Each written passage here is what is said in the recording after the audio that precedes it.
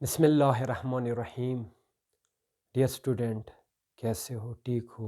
उम्मीद है जिधर भी हो खुश रहो और आबाद रहो। मैं हूँ यासिर अली। हमने जो सिलसिला शुरू किया है 9th क्लास के फ़िज़िक्स का, यानी हम पढ़ रहे थे ग्रेविटेशन को। हमने पहली वीडियो में ग्रेविटेशन, फोर्स ऑफ ग्रेविटी और वेट को डिफरेंशिएट किया, और उसके बाद हम न्यूटन ग्रेविटेशनल लॉ पढ़ने वाले थे। लेकिन न्यूटन ग्रेविटेशनल लॉ के पढ़ने से पहले हमें एक दो चीज़ों की कंसेप्ट होनी चाहिए। उसमें जो पहली चीज़ हम इस वीडियो में बना रहे हैं, इसका ताल्लुक पहले चैप्टर से अमूमन ये चैप्टर्स में होता भी नहीं है, लेकिन प्रोपोर्शनैलिटी को फिज़िक्स में क्लियर करना इंतहाई ज़रूरी है। प्रोपोर्शनैलिटी असल में रिलेशनशिप है। जब तक हम प्रोपोर्शनैलिटी को क्लियर नहीं करेंगे तो फिज़िक्स में हमारे लिए हर मौके पे मुश्किलात पेश आएगी। अब न्यूटन ग्रेविटेशनल लॉ को भी प्रोपोर्शनैलिटी के बगैर पढ़ना मौजू नहीं होगा।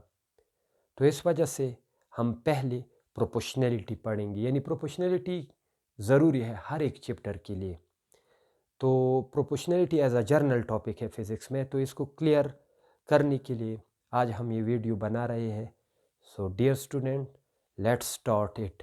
What is proportionality? A specific relationship is called proportionality.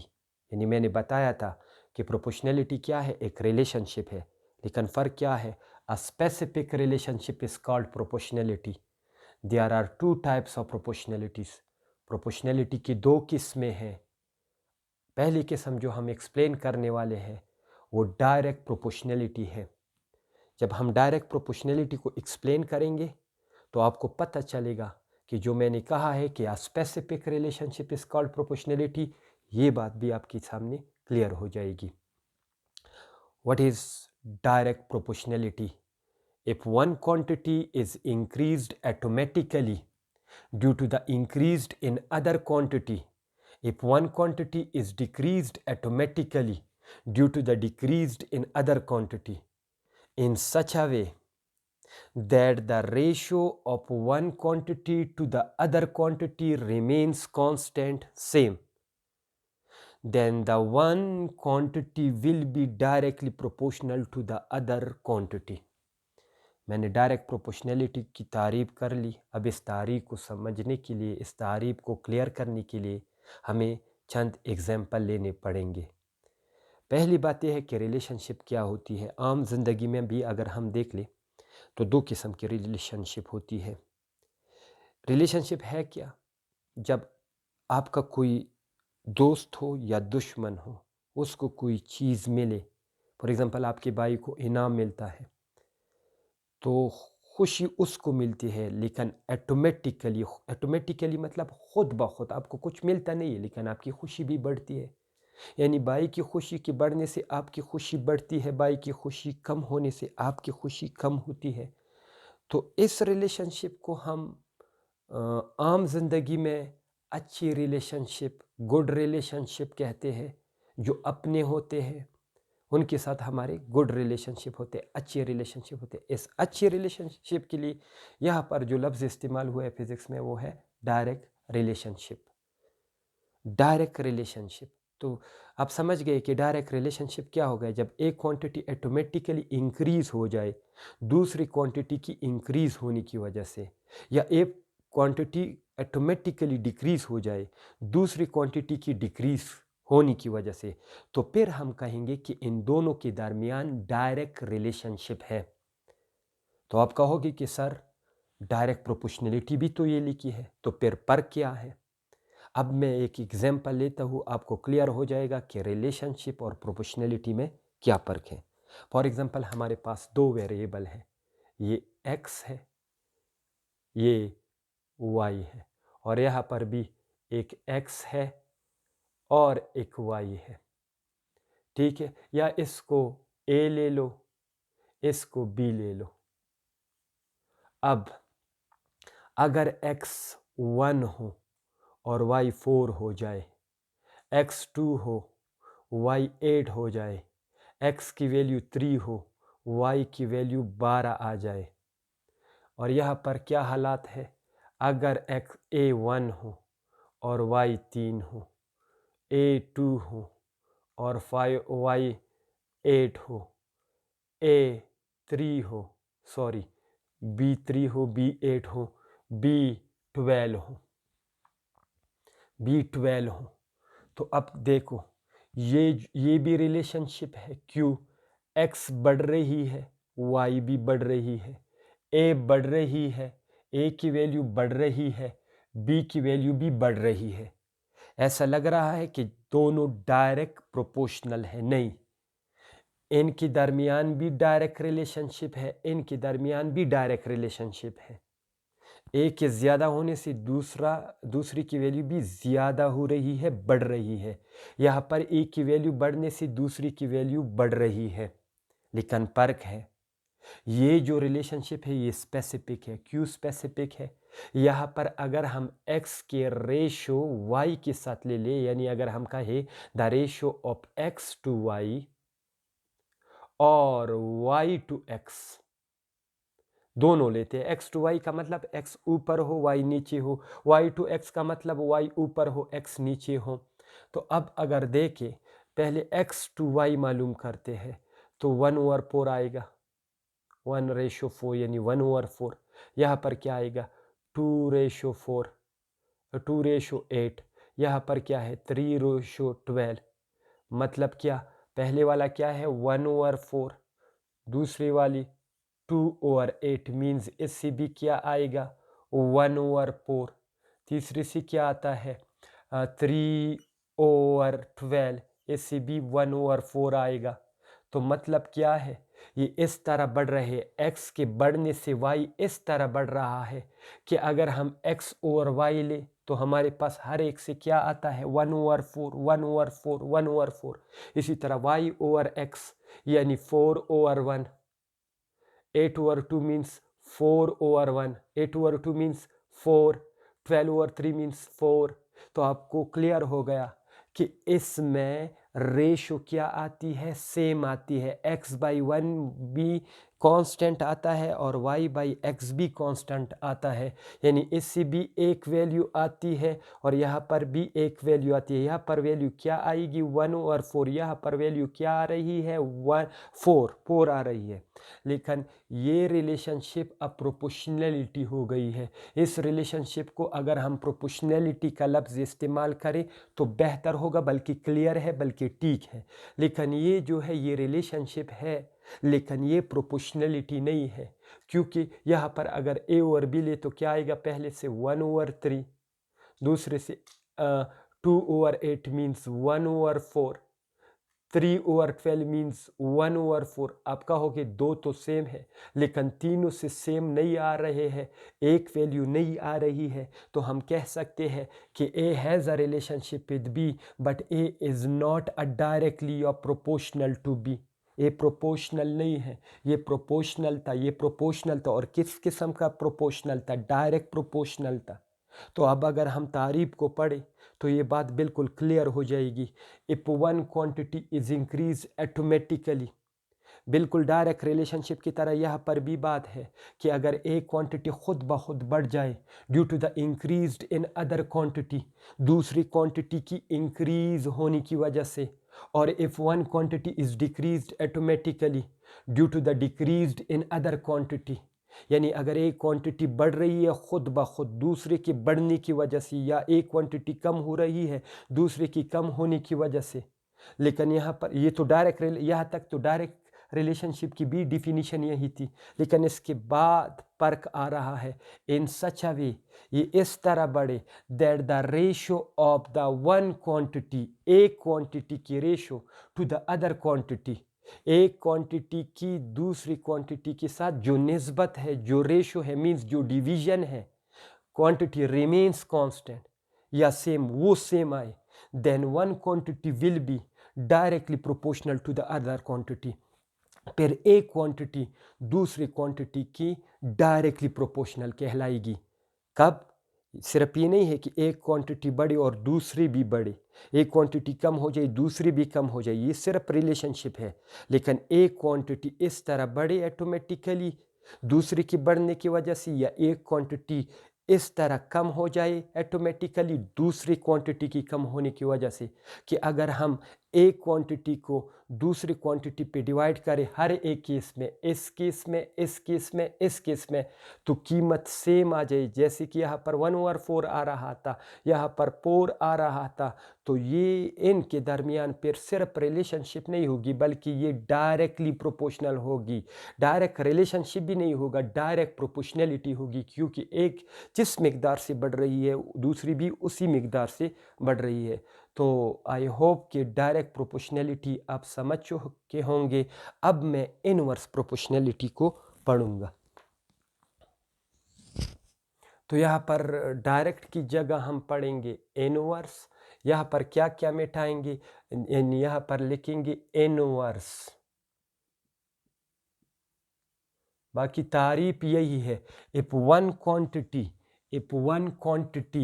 is increased automatically due to the decreased, increased की जगह क्या लिखना है, decreased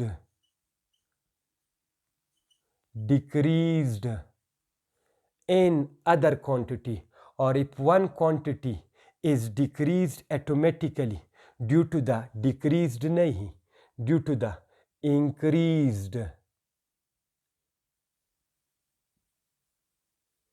in other quantity, यहाँ पर भी फर्क आएगा, in such a way that the ratio of one quantity, नहीं यहाँ पर लिखेंगे हम, इसकी बात थोड़ी सी चेंज आएगी।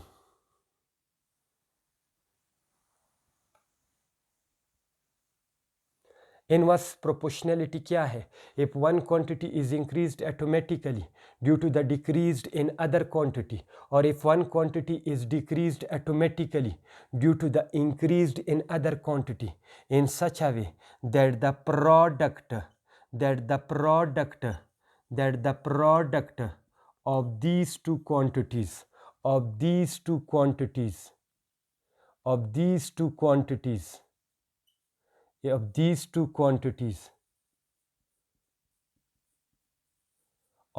two quantities remains constant,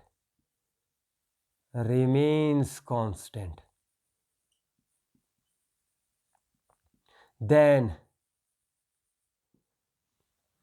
the one quantity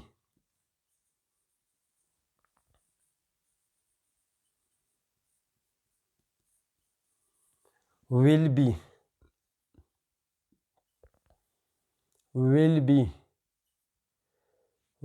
then the one quantity will be inversely proportional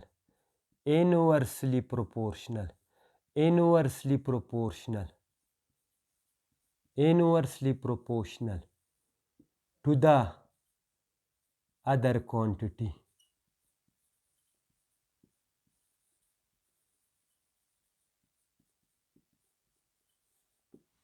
okay अब इसको समझने की कोशिश करते हैं। If one quantity is increased automatically, अगर एक क्वांटिटी खुद ब खुद बढ़े due to the decrease in other quantity, दूसरी क्वांटिटी के कम होने से, और if one quantity is decreased automatically, या दूसरी क्वांटिटी कम होती है खुद ब खुद कम होती है due to the increased in other quantity, दूसरी की बढ़ने से, यानी एक कम होती है दूसरी की बढ़ने से, इन सच अ वे, इसके साथ शर्त ये भी है that the product of these two quantities remains constant, कि इनका प्रोडक्ट कांस्टेंट रहे, तो फिर इनके दरमियान जो रिलेशनशिप होगी वो प्योर रिलेशनशिप नहीं होगी, वो रिलेशनशिप से बढ़कर प्रोपोर्शनलिटी बन जाएगी। then the one quantity will be inversely proportional to the other quantity, फिर एक क्वांटिटी दूसरी क्वांटिटी के इनवर्सली प्रोपोर्शनल होगी। लेट्स इसकी एग्जांपल लेते हैं ताकि आप समझ जाए।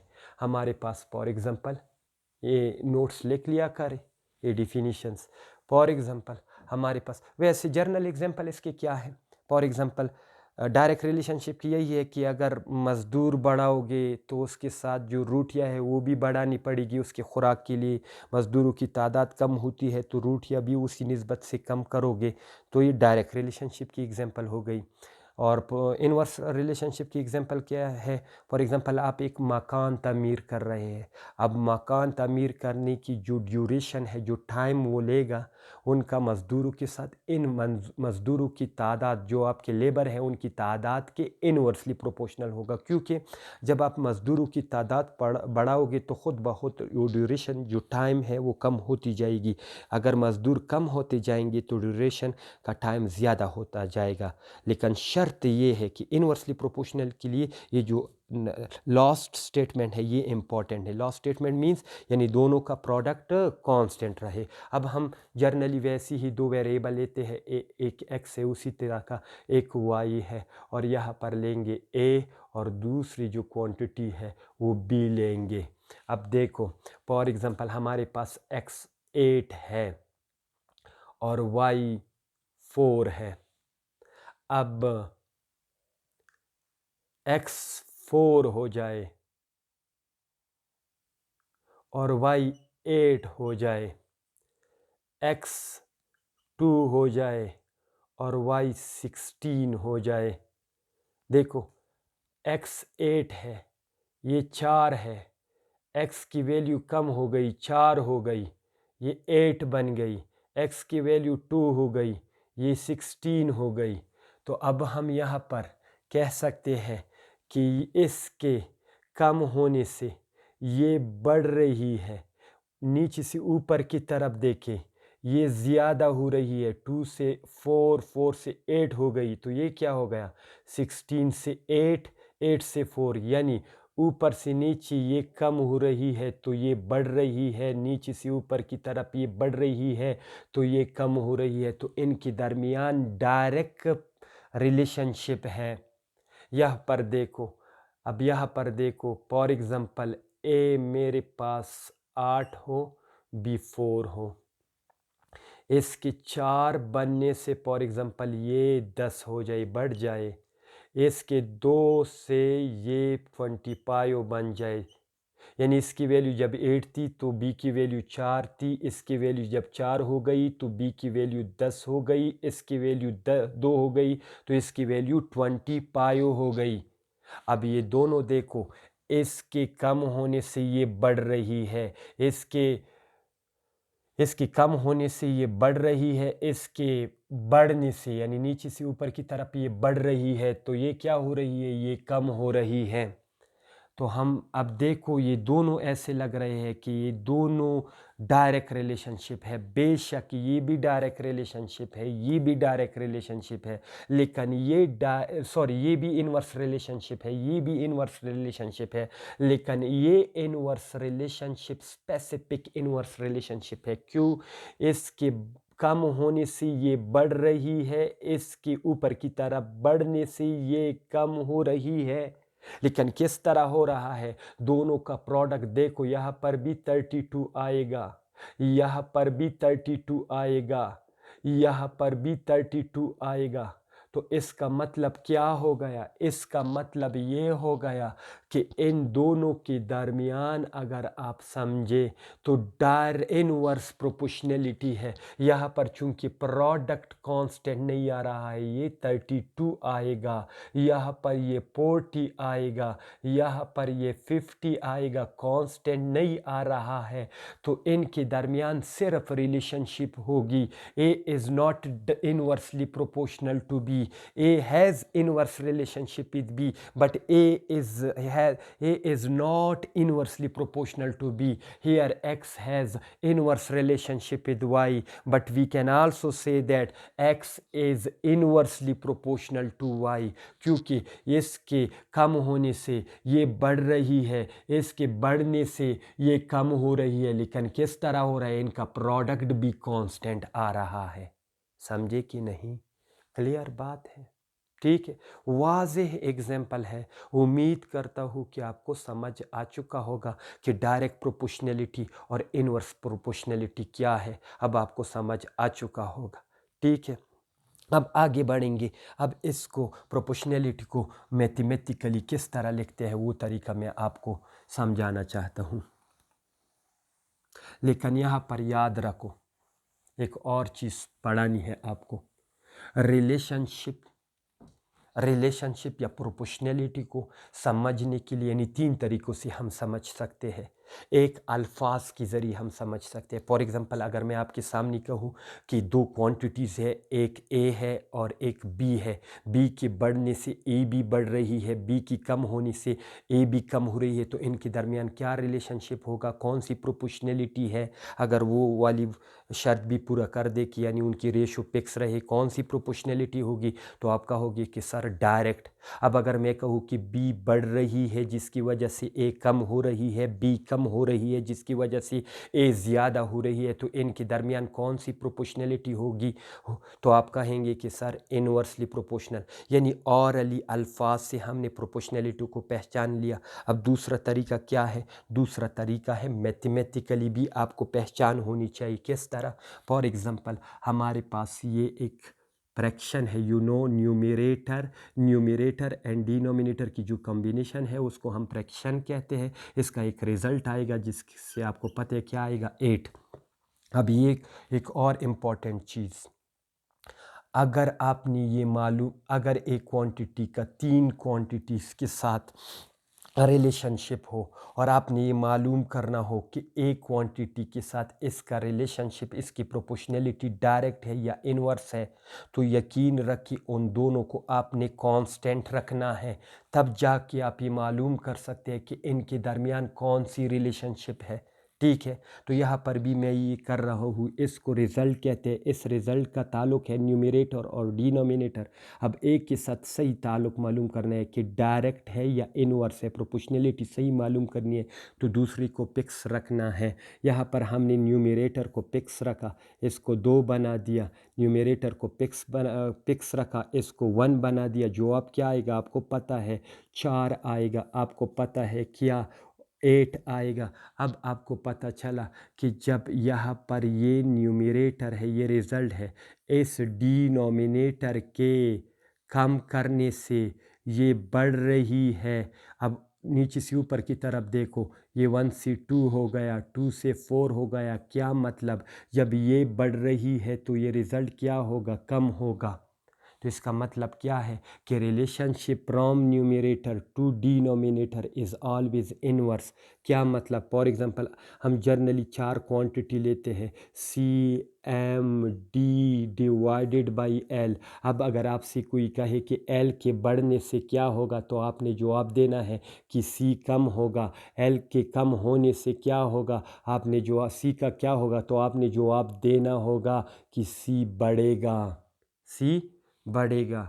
ठीक है, तो इसका ये आपको कहाँ से पता चला। अब हमने इसमें क्लियर कर दिया कि डिनोमिनेटर और न्यूमरेटर के दरमियान रिलेशनशिप कौन सी है, क्योंकि आपने देखा कि इसके कम होने से ये बढ़ रही है, इसके बढ़ने से ये कम हो रही है, तो इनके दरमियान रिलेशनशिप कौन सी हो गई, इनवर्स रिलेशनशिप हो गई।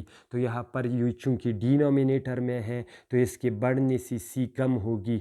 अब न्यूमरेटर और न्यूमरेटर का ताल्लुक क्या है, अब देखो 8 डिवाइडेड बाई 8 क्या आएगा, 1। इसको कम कर लो, 4 डिवाइडेड बाई 8। अब डिनोमिनेटर को फिक्स कर दिया तो जो आप क्या आएगा, 1/2।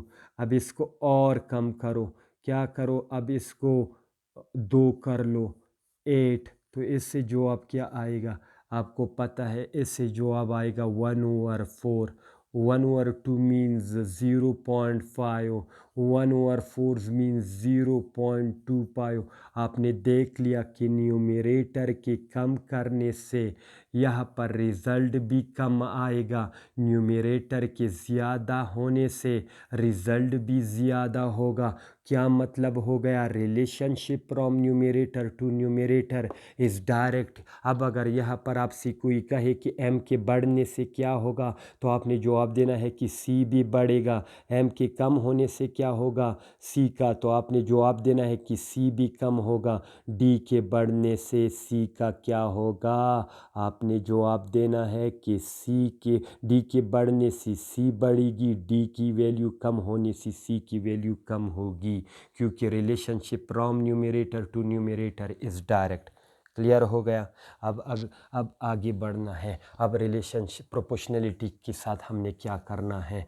अगर कोई आपसे कहे कि A is directly proportional, directly proportional, directly proportional, directly proportional, directly proportional to, A is directly proportional to B, और यहाँ पर कोई लिखे कि C is inversely proportional, inversely proportional, inversely proportional, inversely proportional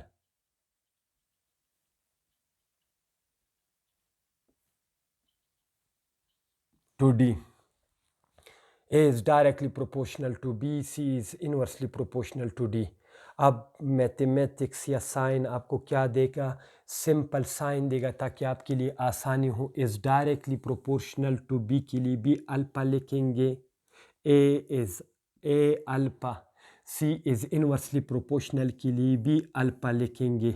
अब आप पूछेंगे कि सर हम किस तरह पहचानें, ये भी अल्फ़ा है, ये भी अल्फ़ा है। याद रखिए, अगर अब मैं आपसे कहूँ कि इसको प्रोनाउंस करो और आप शुरू हो जाए कि ए इज़ डायरेक्टली प्रोपोर्शनल या सी इज़ डायरेक्टली प्रोपोर्शनल या इनवर्सली प्रोपोर्शनल, तो आप गलती कर रहे हैं। ये साइन और प्रोपोर्शनलिटी है। अब डायरेक्ट और इनवर्स कौन चीज़ डिसाइड करेगी आपको अभी पता चलेगा, चूँकि ये डायरेक्टली प्रोपोर्शनल है और आपको पता है डायरेक्ट प्रोपोर्शनलिटी की साइन क्या है कि एक भी न्यूमरेटर में होगा, दूसरा भी न्यूमरेटर में होगा। तो यहाँ पर हम क्या लिखेंगे, यहाँ पर बी लिखेंगे। जब आपने न्यूमरेटर में लिखा तो आप खुद ब खुद अब इसे पढ़ोगे कि A is directly proportional to B, और यहाँ पर डी क्या है, इनवर्सली। तो अब ये प्रोपोर्शनलिटी साइन यहाँ से आप इसको प्रोनाउंस करोगे, यानी अब आप पढ़ सकते हो कि C is inversely proportional to D, क्योंकि डी यहाँ पर नीचे पड़ा हुआ है और relationship from numerator to denominator is always inverse. अब आगे जाएंगे, फिज़िक्स और साइंस क्या कहता है कि अगर आप प्रोपोर्शनलिटी को इक्विलिटी में कन्वर्ट करोगे तो आपने क्या करना है, क्योंकि प्रोपोर्शनलिटी आपको कोई रिज़ल्ट नहीं दे सकता। फॉर एग्जांपल बी की वैल्यू 5 है और आप लिखो कि ए इज़ प्रोपोर्शनल टू पायो, तो ये गलत है। इसका मतलब क्या है, आप कह रहे हो कि अगर पायो बढ़ेगा तो ये भी बढ़ेगा, अगर पायो की वैल्यू या पायो कम होगी तो ये भी कम होगा। तो कहाँ से आप ये कह सकते हैं कि पायो की वैल्यू बढ़ेगी या पायो की वैल्यू गिर जाएगी, कम होगी। यार पायो कांस्टेंट है, इनकी वैल्यू ना ज़्यादा हो सकती है ना कम हो सकती है। इसका मतलब ये है कि ये प्रोपोर्शनलिटी साइन हमें रिज़ल्ट नहीं दे सकता। हम इसको इक्विलिटी में ट्रांसफ़र करेंगे जब हम लिखेंगे कि ए इज़ इक्वल टू, हम चाहते हैं कि कोई रिज़ल्ट दे दे, यानी बी की वैल्यू अगर मालूम हो तो हम ए की वैल्यू मालूम करें। तो इसके लिए आप फिज़िक्स से हमने पूछा कि क्या करें इस प्रोपोर्शनलिटी मैथ्स और फिज़िक्स से पूछा कि इस प्रोपोर्शनलिटी साइन का क्या करें, तो उन्होंने जवाब दिया कि अगर आप इसको इक्विलिटी में ट्रांसफ़र करना चाहते हो तो यहाँ पर आपने लिखना होगा कांस्टेंट, कांस्टेंट में ना चेंज होने वाली वैल्यू। देखो कांस्टेंट भी, यहाँ पर भी क्या लिखना होगा, C is equal to constant